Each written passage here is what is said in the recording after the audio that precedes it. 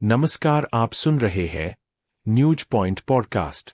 आज के पॉडकास्ट में बात नीतीश कुमार की। बिहार के मुख्यमंत्री नीतीश कुमार देश के उन नेताओं में शामिल रहे हैं जिन्होंने राजनीति और परिवार को एक दूसरे से हमेशा दूर ही रखा। नीतीश कुमार ने कभी घर परिवार या अपने किसी रिश्तेदार को राजनीति में आने नहीं दिया। राजनीतिक और प्रशासनिक शुचिता बनाए रखने के अपने इस प्रयास को बिना किसी लाग लपेट के बहुत गौरव के साथ बताते भी रहे हैं। विशेषकर लालू यादव पर तंज कसते हुए अक्सर इस बात के लिए खुद की तारीफ करते रहे हैं कि उन्होंने कभी वंशवाद को प्रोत्साहन न देने के चलते ही अपने परिवार के किसी भी सदस्य को राजनीति में नहीं आने दिया। पर उम्र के इस पड़ाव पर शायद उन्हें भी महसूस होने लगा है कि परिवार के किसी सदस्य को आगे नहीं किए तो हो सकता है कि जीते जी पार्टी पर अधिकार के लिए मारामारी न शुरू हो जाए। नीतीश कुमार के पुत्र निशांत कुमार के राजनीति में आने की चर्चा तो पहले से ही चल रही थी, पर जिस तरह पिछले 2 दिनों में जेडीयू के 2 नेताओं ने निशांत कुमार को राजनीति में लाने की मांग की है, उससे चर्चाओं का बाजार गर्म हो गया है। इसी महीने जेडीयू की कार्यकारिणी की बैठक होने वाली है। उम्मीद की जा रही है कि पार्टी कार्यकारिणी की बैठक में यह मांग उठ सकती है निशांत कुमार को पार्टी का कोई पद दिया जाए। जाहिर है, कार्यकर्ताओं के दबाव में नीतीश कुमार को अपने पुत्र निशांत कुमार को सक्रिय राजनीति में लाना ही पड़ेगा। पार्टी में अंदरूनी तौर पर तो यह चर्चा तो पहले से ही चल रही है कि आज नहीं तो कल मुख्यमंत्री नीतीश कुमार के पुत्र निशांत कुमार राजनीति में आएंगे ही। पर केंद्र में एनडीए की नई सरकार बनने के बाद से अचानक यह हवा बहुत तेज फैलने लगी कि नीतीश कुमार अपने पुत्र को सक्रिय राजनीति में ला सकते हैं। ऐसा क्यों हुआ, यह तो नीतीश कुमार और बीजेपी के केंद्रीय नेतृत्व को ही पता होगा, पर जेडीयू के कार्यकर्ताओं को भी लगता है कि नीतीश कुमार को अपने पुत्र को सक्रिय राजनीति में लाना चाहिए। शायद यही कारण है कि जदयू के नेता निशांत कुमार को राजनीतिक विरासत सौंपने की मांग करने लगे हैं। इसके चलते राजनीतिक गलियारों में यह संदेश गया है कि निशांत कुमार को राजनीतिक विरासत सौंपने की तैयारी कर ली गई है, बस घोषणा होना बाकी है। जेडीयू नेता निशांत का गौरवगान कर रहे हैं और बता रहे हैं कि शांत और ईमानदार निशांत किस तरह पार्टी के लिए जरूरी है। पहले पार्टी के राज्य महासचिव राणा रणधीर सिंह चौहान ने अपने फेसबुक पेज पर मुख्यमंत्री से अपील की कि वो अपने पुत्र निशांत कुमार को अपने राजनीतिक उत्तराधिकारी के रूप में पार्टी में लाएं। उसके बाद राज्य उपभोक्ता संरक्षण आयोग के अध्यक्ष विद्यानंद विकल ने भी सोमवार को फेसबुक पोस्ट के माध्यम से मुख्यमंत्री से मांग की है कि वह अपने पुत्र को जेडीयू की मुख्यधारा की राजनीति में शामिल करें।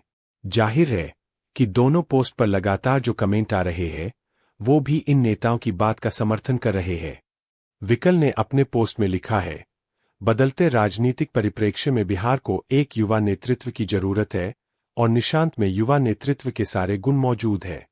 जदयू के प्रदेश महासचिव परमेश कुमार कहते हैं कि निशांत के मन में धन या पद का लालच नहीं है।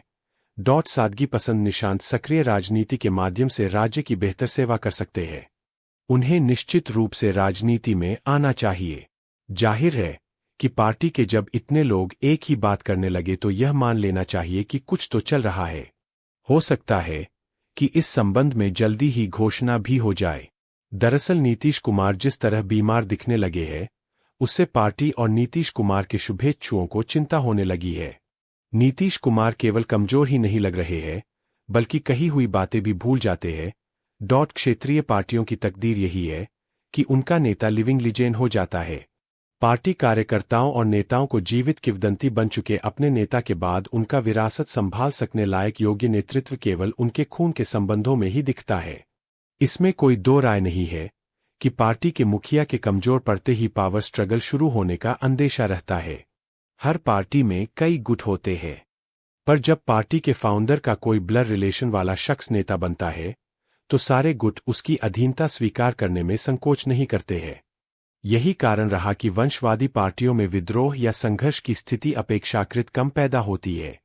असल में देश की क्षेत्रीय पार्टियां हो या राष्ट्रीय पार्टियां, सभी के लिए राजनीतिक विरासत से मिले युवराज पार्टी को मजबूत ही करते हैं।